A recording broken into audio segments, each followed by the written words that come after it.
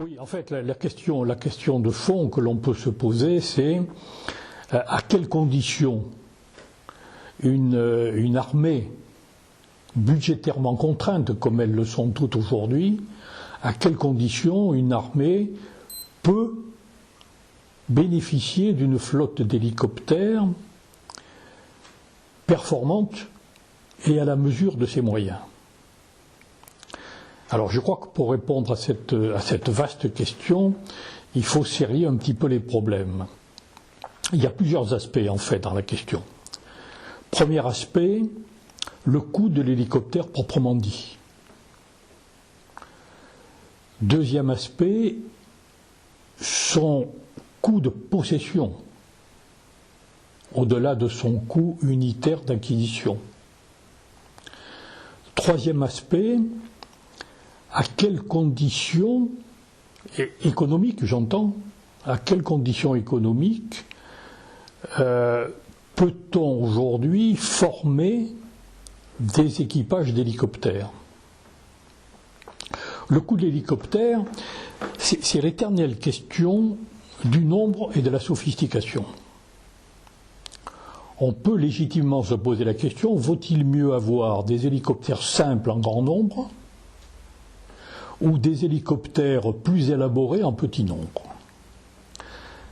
Il y a beaucoup de grands savants qui se sont livrés à des simulations mathématiques de ce genre de problème. Je n'en citerai qu'un qui date des années 70-80, je crois, c'est déjà assez ancien, mais enfin, les mathématiques n'ont pas d'âge.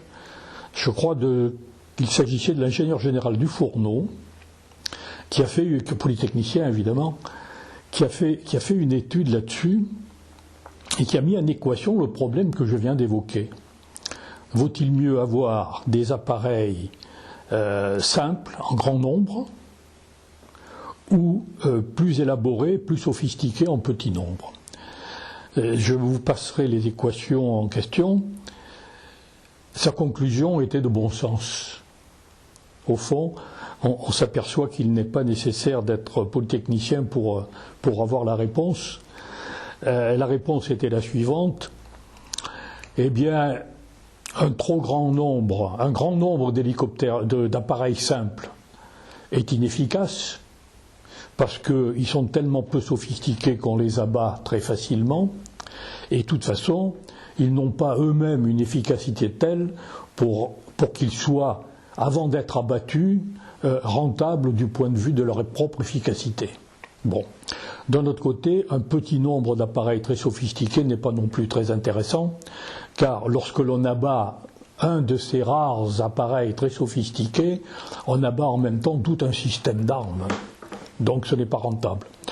Le point moyen, le bon sens, indique que là aussi il ne faut pas avoir des attitudes trop catégoriques et qu'il faut une sophistication raisonnable et un nombre raisonnable. Voilà. Donc c'est le bon sens qui dit ça. Une fois qu'on a réglé ce problème-là, ça n'empêche tout de même pas de maîtriser, dans la mesure du possible, la sophistication de l'appareil. Car il y a souvent un aspect que l'on oublie de prendre en considération, c'est l'aspect humain. Il ne faut pas que la machine soit à un point de sophistication tel que l'homme soit au-delà de ses capacités, parce que finalement, c'est le bonhomme qui est l'élément dimensionnant du système d'armes. Alors on peut l'aider de tas de façons, mais en fin de compte, c'est lui, c'est la charge de travail qu'il peut absorber et qu'il peut gérer qui va déterminer l'efficacité de son système. Donc là aussi, c'est le bon sens qui le dit. Donc, un nombre d'hélicoptères, puisqu'on parle d'hélicoptères, mais c'est valable pour les chars, c'est valable pour tout autre système d'armes.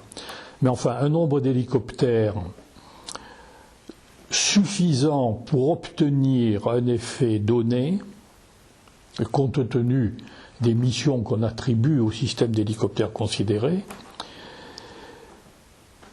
disposant d'une sophistication suffisante, mais ne mettant pas en péril la capacité de l'homme à la gérer.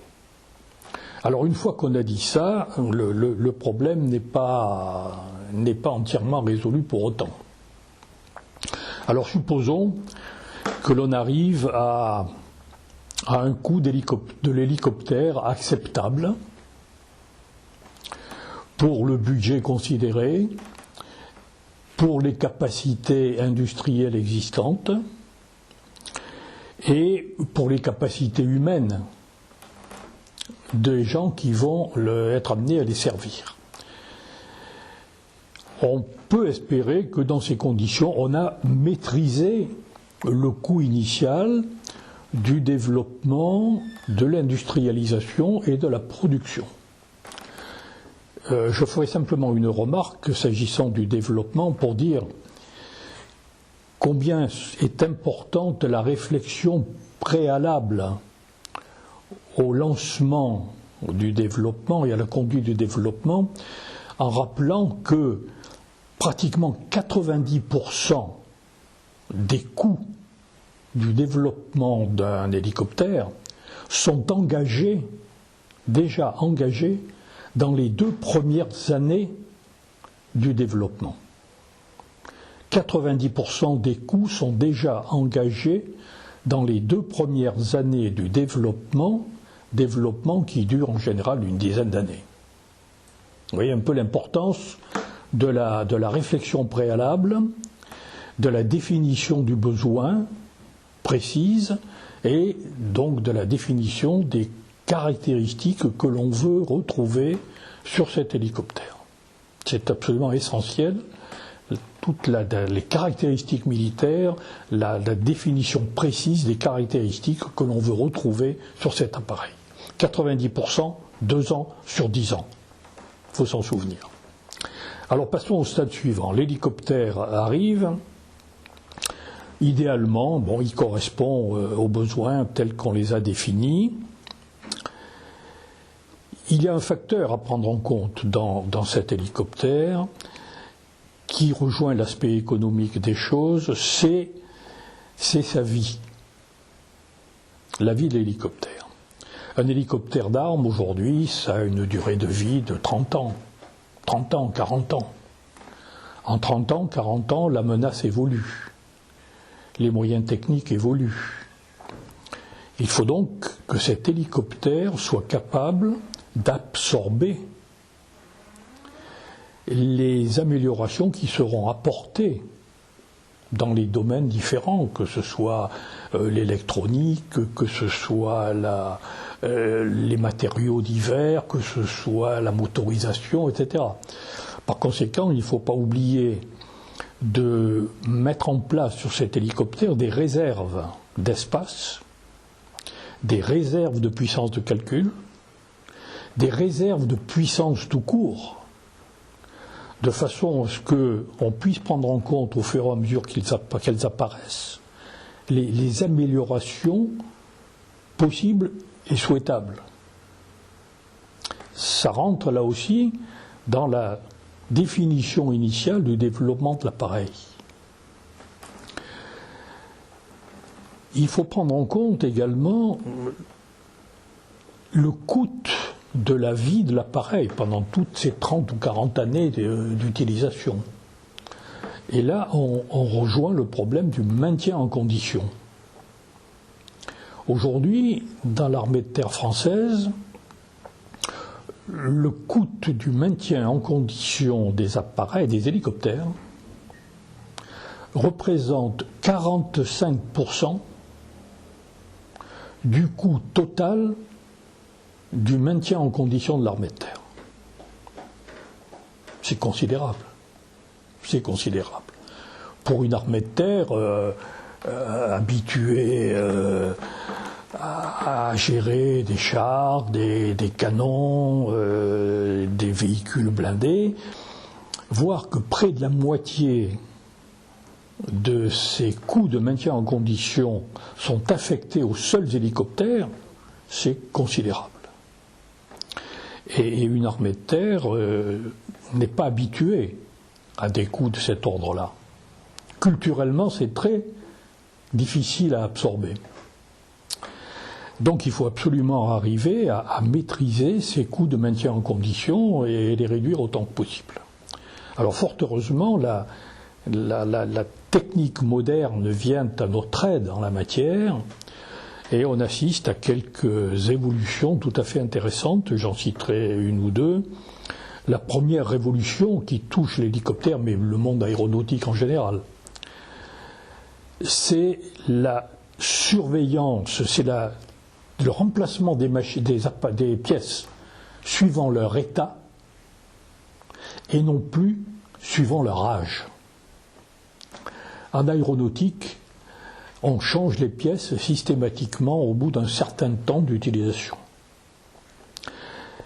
La pièce en question est peut-être encore en très bon état de fonctionnement. Néanmoins, on la change pour des raisons de sécurité. Mais on dispose aujourd'hui de moyens qui permettent de vérifier l'état de la pièce en question et de ne la changer qu'autant que de besoin. Ça, c'est une révolution considérable.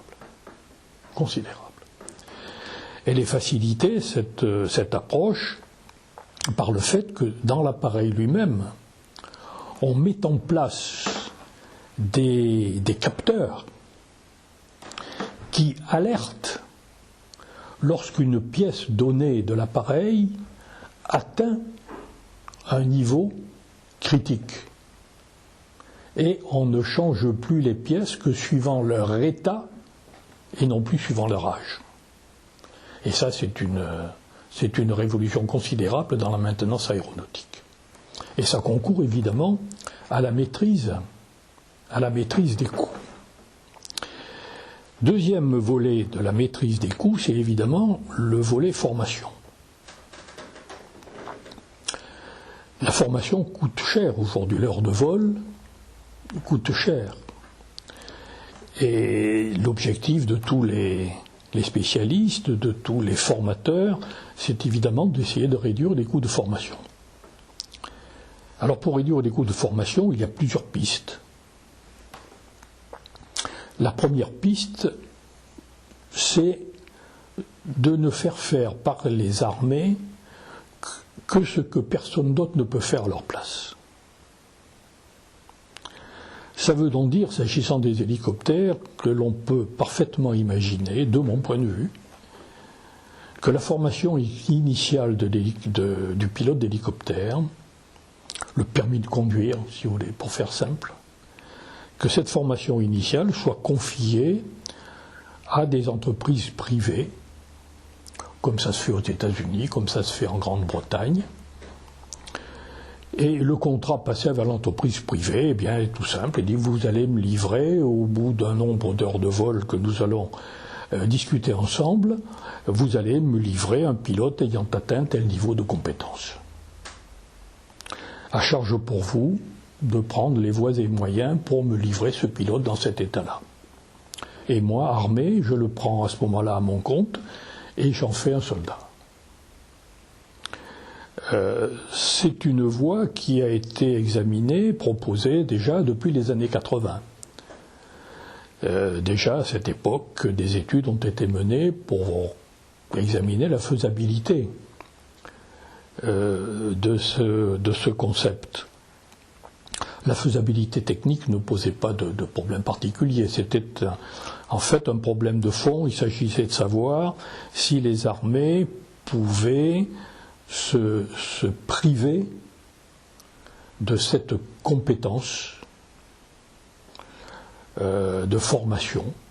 Est-ce qu'elles pouvaient s'en passer, au fond ?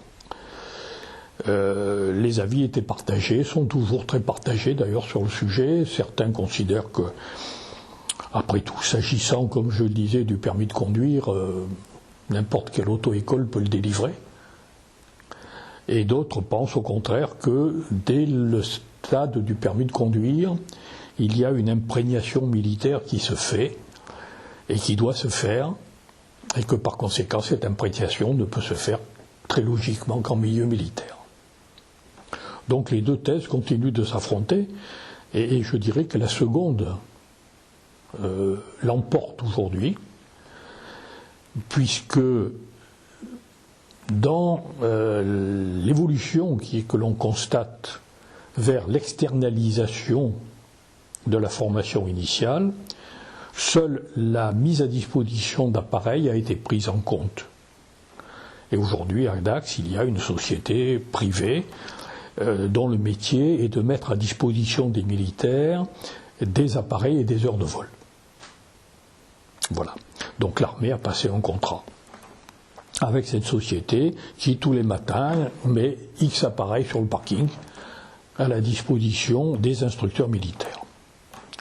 Je pense, mais ça n'engage que moi, que dans quelques années,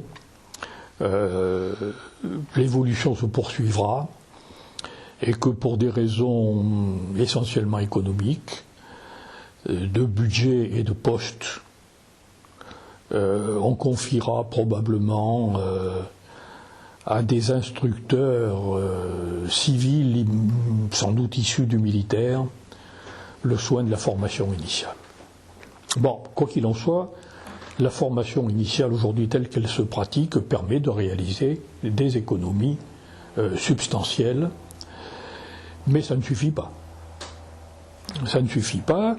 Dans le domaine des économies, il faut poursuivre dans deux voies essentielles. Il y en a d'autres, mais deux voies que je retiendrai. C'est la voie de la substitution et c'est la voie de la simulation. La substitution, c'est quoi? C'est faire sur des appareils qui coûtent moins cher à l'heure de vol la même chose ou presque que l'on fait sur des appareils d'armes. Exemple, la formation au vol aux instruments. Si l'on apprend à voler aux instruments sur un appareil du type Puma ou Cougar, le coût de l'heure de vol est X. Si cet apprentissage au vol aux instruments se fait sur un appareil du type écureuil, par exemple, le coût c'est X sur 3, pour un résultat du même ordre. Donc la substitution permet dans ce domaine du vol aux instruments de faire des économies. On peut aussi imaginer que l'apprentissage de ce qu'on appelle le vol tactique, c'est-à-dire le vol de combat entre les obstacles très près du sol, tel qu'on l'apprend dans nos écoles, que ce vol de combat ne se fait pas nécessairement et entièrement sur un appareil d'armes du type Tigre. On peut apprendre le vol de combat sur des gazelles et ensuite le transposer sur le Tigre. On substitue, là aussi, au Tigre la gazelle. Donc, première direction, la substitution. Deuxième voie d'économie, évidemment, ça va de soi, c'est la simulation. Aujourd'hui, les moyens de simulation dont on dispose sont d'un réalisme extraordinaire, que ce soit les simulateurs de pilotage ou que ce soit les simulateurs de combat. On peut aujourd'hui préparer les équipages au combat grâce à des simulateurs très élaborés et très efficaces qui permettent à l'équipage de travailler ses procédures,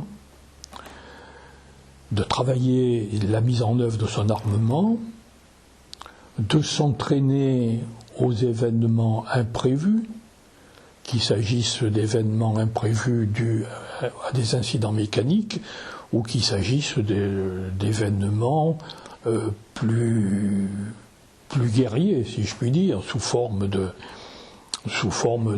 d'intervention inopinée d'une menace. Donc ces appareils-là sont très au point aujourd'hui et très efficaces. On considère que l'on peut consacrer pratiquement entre les deux tiers et la moitié de la formation à la simulation et ne réserver qu'un tiers, grosso modo, aux heures de vol. Ce qui représente, compte tenu du coût de l'heure de vol d'un appareil d'armes, ce qui représente des économies substantielles. Il ne faut pas imaginer non plus que la simulation puisse permettre une économie totale des heures de vol. D'ailleurs, nulle part l'économie ne peut être poussée à ce point-là, que ce soit dans le domaine civil ou que ce soit dans le domaine militaire. Dans le domaine civil, un pilote qui doit être transformé, par exemple, d'un Airbus 320 à un Airbus de génération suivante, fera tout sur simulateur, mais n'empêche qu'il fera quelques heures de vol réelles sur l'appareil en question. Donc on ne peut pas imaginer que la formation entière se fasse sur simulateur. Il y a le facteur vol, le facteur stress généré par le vol, qui lui ne peut pas être reproduit dans un simulateur. Donc au niveau de la formation, on a évoqué donc le coût initial de l'appareil, avec la place importante prise par la rédaction des caractéristiques militaires, l'élaboration de ces caractéristiques, l'importance des premières années du développement au cours desquelles 90% des sommes engagées le sont déjà. On a évoqué donc cette maîtrise du coût initial. On a évoqué la maîtrise du coût de possession à travers les améliorations du maintien en condition des appareils sous les différentes formes. On a évoqué donc la formation des personnels en disant combien la sous-traitance, la simulation et la substitution étaient les piliers véritablement d'une gestion économique des flottes.